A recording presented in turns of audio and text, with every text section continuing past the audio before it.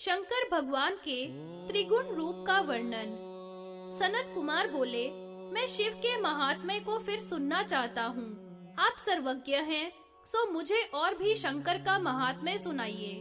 शैल आदि बोले, हे ब्राह्मण, मुनीश्वरों ने शिव की महिमा बहुत प्रकार से की है, सो उसे सुनाता हूँ। सत और असत रूप से जो यह जगत स्थित है, उसका पति शिव को ही कहते हैं। भूत भाव विकार से दूसरा रूप व्यक्त कहा है और उससे हीन अव्यक्त है। ये दोनों रूप शिव के ही है, शिव से अन्य के नहीं है। इन दोनों का पति होने से शिव को असत और सत रूप का स्वामी कहते हैं। क्षर और अक्षर महेश्वर को मुनि लोग व्यक्त और अव्यक्त कहते हैं। ये दोनों रूप शंकर के ही हैं। इन दोनों से परे विद्वानों ने शांत स्वरूप महादेव को ही कहा है। कोई आचार्य परम कारण शिव को समष्टि रूप वाला और अव्यक्त कहते हैं। ये दोनों रूप भी शंभु के ही हैं, उनसे अन्य कुछ नहीं है, इसलिए सबका कारण शिव ही है। लोक शास्त्र के जानने वाले समष्टि और व्यष्टि का कारण क्षेत्र और क्षेत्र स्वरूप से शिव को ही कहते हैं। ज्योति स्वरूप भगवान शंकर ही 24 तत्व रूप से क्षेत्र कहलाता है और उसका भोक्ता पुरुष रूप से क्षेत्रज्ञ रूप वाला कहा जाता है। अतः शिव से अन्य कुछ नहीं, ऐसा विद्वान लोग कहते हैं। कोई आचारी आदि अंत से रहित प्रभु को भूत, अंतःकरण, इंद्रिय प्रधान विषयक रूप से वर्णन करते हैं और ऊपर से चैतन्य स्वरूप ब्रह्म कहते हैं। विद्या और अविद्या दोनों ही शंकर के स्वरूप हैं। लोगों का पालन पोषण करने वाला महेश्वर कहलाता है। अखिल प्रपंच जात शिव अविद्या कहलाता है।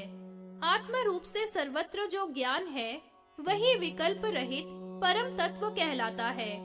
व्यक्त और अव्यक्त रूप वह शिव ही है। सब लोगों का विधाता, पालन करता वह व्यक्त कहलाता है तथा परा प्रकृति को अव्यक्त कहते हैं। प्रकृति के गुणों को भोगने वाला तीसरा पुरुष कहा गया है। ये तीनों ही शंकर के रूप हैं, शंकर से भिन्न और कुछ भी नहीं है। शिव तत्व महात्म्य वर्णन।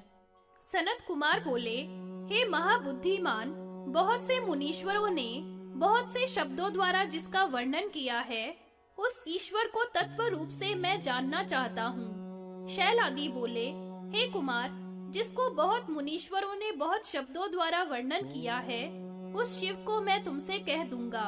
शास्त्र पारंगत कोई मुनीश्वर क्षेत्रज्ञ, प्रकृति व्यक्त, कालात्मा आदि रूप वाला कहता है। क्षेत्रज्ञ पुरुष को कहते हैं, प्रधान को प्रकृति कहते हैं। प्रकृति का संपूर्ण विकार जाल व्यक्त कहलाता है। प्रधान और व्यक्त का परिणाम काल है। ये चारों शिव के व्यक्त रूप हैं। कोई आचार्य हिरण्यगर्भ को पुरुष और व्यक्त रूपी शिव को प्रधान कहते हैं। हिरण्यगर्भ इस विश्व का कर्ता है और पुरुष भोक्ता है। विकार समुदाय व्यक्त नाम का प्रधान कारण है।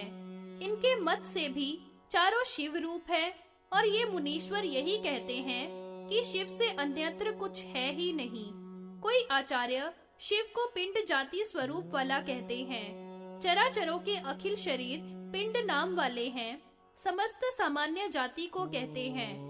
कोई महात्मा विराट और हिरण्यगर्भ नाम से शिव का रूप वर्णन करते हैं। हिरण्यगर्भ लोकों का हेतु है और विराट लोक स्वरूप है। कोई आचार्य लोग सूत्र और अव्याकृत रूप से उसका वर्णन करते हैं। अव्याकृत प्रधान को कहते हैं। डोरा में माला के मणिकाओं के समान लोग जिसमें ठहरे हुए हैं, वही सूत्र रूप अद्भुत स्वरूप शिव है, ऐसा जानना चाहिए। कोई आचार्य ईश्वर को अंतर्यामी कहते हैं। वही शंभु स्वयं ज्योति स्वरूप है और स्वयं ही जानने योग्य है। संपूर्ण प्राणियों का अंतर्यामी शिव को कहा है। इससे उसे पर भी कहते हैं। प्राज्ञ, तेजस, विश्व ये तीनों रूप शिव के हैं। सुषुप्ति, स्वप्न, जागृत ये तीनों अवस्था के साक्षी हैं। विराट, हिरण्यगर्भ और अव्याकृत ये भी तुरीय अवस्था में स्थित शिव के ही स्वरूप हैं। जगत की स्थिति, सृष्टि और संहार के हेतु विष्णु, ब्रह्मा और शंकर ये नाम शिव के ही हैं। देहधारी भक्ति पूर्वक उसकी आराधना करके उसको प्राप्त करते हैं। कर्ता, क्रिया और कारण और कार्य, इन चारों को विद्वान लोग शिव का ही रूप कहते हैं। प्रमाता, प्रमाण, प्रमेय और प्रमिति, ये चार रूप भी शिव के ही हैं, इसमें संशय नहीं है। ईश्वर अव्याकृत, प्राण, विराट, भूत और इंद्रियात्मक रूप से सब शिव का ही विकार है। जिस प्रकार समुद्र की अनेक तरंगे होती हैं, ईश्वर को ही जगत का निमित्त कारण कहते हैं। अव्याकृत प्रधान का ही नाम है। ईश्वर जगत का निमित्त कारण है, प्रधान को अव्याकृत कहा है। हिरण्यगर्भ प्राण नाम वाला तथा विराट लोकात्मक रूप है। महाभूत, भूत तथा इंद्रियां, ये सब कार्य हैं, ये सब शिव का ही रूप है, ऐसा मुनि लोग कहते हैं। परमात्मा शिव से अन्य कुछ ही नहीं, ऐसा मुनि श्रेष्ठ कवि लोग कहते हैं। 25 तत्व भी शिव से ही उत्पन्न होते हैं। जैसे समुद्र से तरंगों का समूह 25 पदार्थों में शिव ही हैं। जैसे कंकण, कुंडल आदि में स्वर्ण हैं। उत्पन्न हुई सभी वस्तुएं शिव से भिन्न नहीं है। जैसे घट आदि बर्तन मिट्टी से भिन्न नहीं है। माया, विद्या, क्रिया, शक्ति, ज्ञान, शक्ति शिव से भिन्न नहीं है। जैसे सूर्य से किरण भिन्न नहीं है।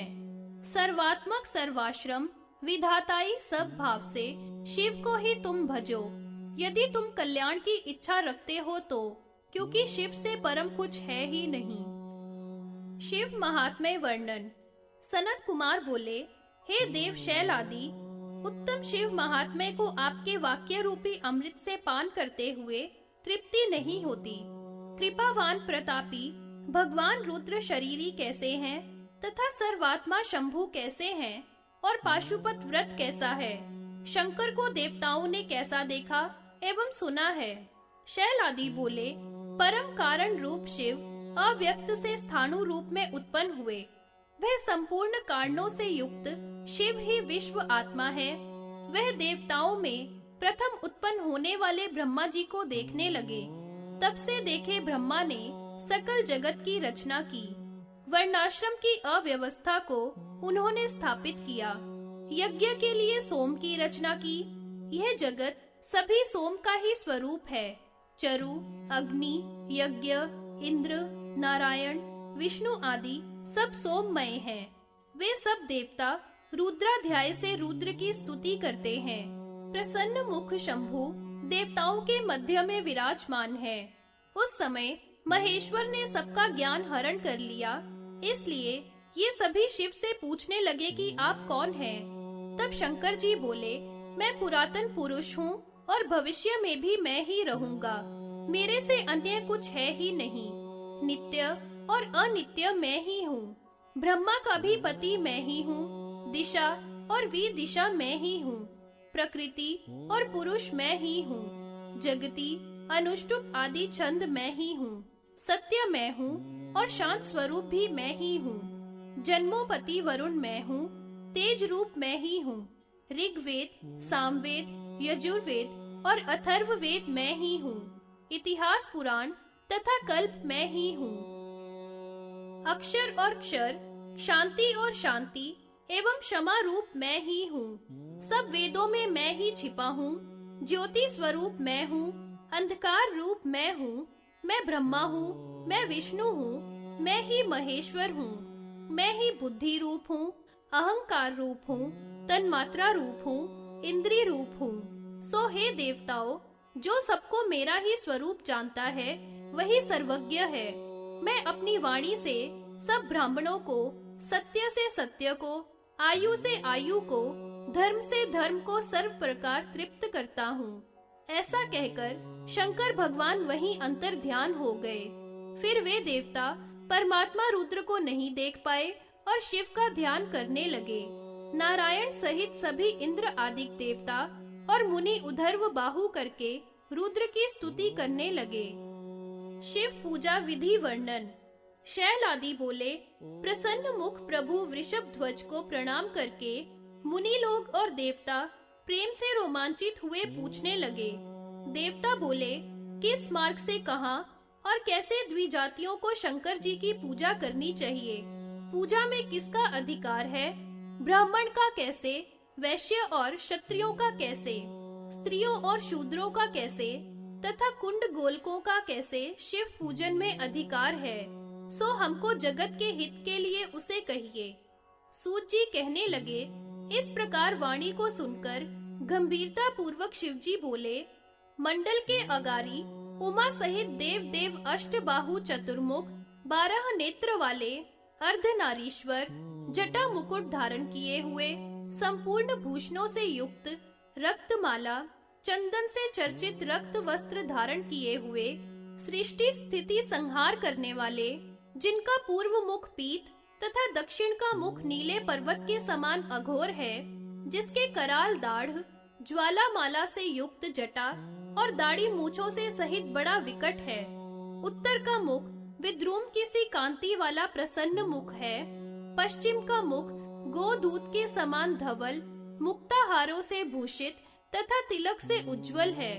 पांचवा सद्यो जात के समान दिव्य भास्कर के तेज वाला मुख है। सब मुखों से पूर्व सद्यो जात का मुख दिखता है तथा अन्य मुख दिखते हैं। पूर्व मंडल में विस्तारा नाम की, दक्षिण में उत्तरा नाम की, पश्चिम में बोध के नाम की, उत्तर में अध्यायनी नाम की संपूर्ण आभरणों से संपन्न शक्तियां हैं। दक्षिण भाग में ब्रह्मा को, बाएं भाग में विष्णु जनार्दन को, ऋग, यजु, साम मार्ग से मूर्ति त्रय शिव को मुनि लोग देख रहे हैं। उनके स्वरूप में ही सोम, मंगल, बुध, बृहस्पति, शुक्र, मंद मंद, गति, शनि उनके चारों तरफ में दिखते हैं। जगन्नाथ दिखते हैं। जगन्नाथ शिव सूर्य रूप में और साक्षात उमा सोम रूप में शेष भूतों को, चराचर जगत को उमापति शिव के रूप में सभी देवता देखते हैं। उनको देखकर सभी देवता और मुनि हाथ जोड़कर उत्तम उत्तम स्तोत्रों से उनकी स्तुति करने लगे। ऋषि बोले, शिव रूप, रुद्र रूप, मीडु अष्टांग रूप आपको नमस्कार है। आप नवीन शक्ति से युक्त पद्म पर स्थित हो। आप भास्कर स्वरूप हो। आप आदिता भानु, रवि, दिवाकर रूप और उमा, प्रभा, प्रज्ञा, संध्या, सावित्री, विस्तारा, बोधिनी आदि रूप वाली हो। आपको हम प्रणाम करते हैं। सोम आदि देवों की मंत्रों द्वारा पूजा करके रवि मंडल में स्थित शंकर भगवान की ही हम स्तुति करते हैं। सिंदूर के से वर्ण वाले मंडल स्वरूप स्वर्ण और हीरा के आभूषण वाले ब्रह्म इंद्र नारायण के भी कारण आपको नमस्कार है। आपका रथ 7 घोड़ों वाला अनुरु सारथी वाला है। गण आपके 7 प्रकार के हैं। ऋतु के अनुसार बाल खिल्य आपकी स्तुति करते हैं। तिल आदि से विविध प्रकार से अग्नि में हवन करके हृदय कमल में स्थित बिंब रूप शिव का ही स्मरण करते हैं। पद्म के समान अमल लोचन वाले तथा रक्त वर्ण वाले आपके बिंब का हम स्मरण करते हैं। आपका दिव्य मुख जिसमें भयंकर दाढ़े हैं, विद्युत के समान जिसका प्रकाश है, दैत्यों को भय प्रदान करने वाला है और जो हृदय से राक्षस गणों को घुड़क रहा है, उसका हम स्मरण करते हैं। श्वेत, चंद्रमा, मंगल, अग्नि के से वर्ण वाला, बुध चांदी के रंग वाला, बृहस्पति कंचन के से वर्ण वाला, शुक्र रूप जो सफेद है तथा काले रंग वाले शनि तथा भास्कर से आदि लेकर सभी शिव के ही स्वरूप है। पुष्प गंध से युक्त कुंद इंदु के समान स्वच्छ जल से ताम्र पात्र के द्वारा जो आपको अर्घ दे, उस पर हे भगवन आप प्रसन्न होइए।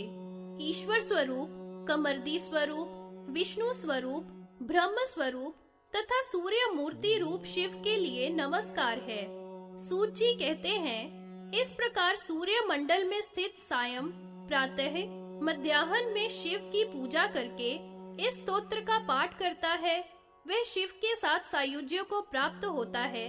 इसमें कोई संदेह की बात नहीं है।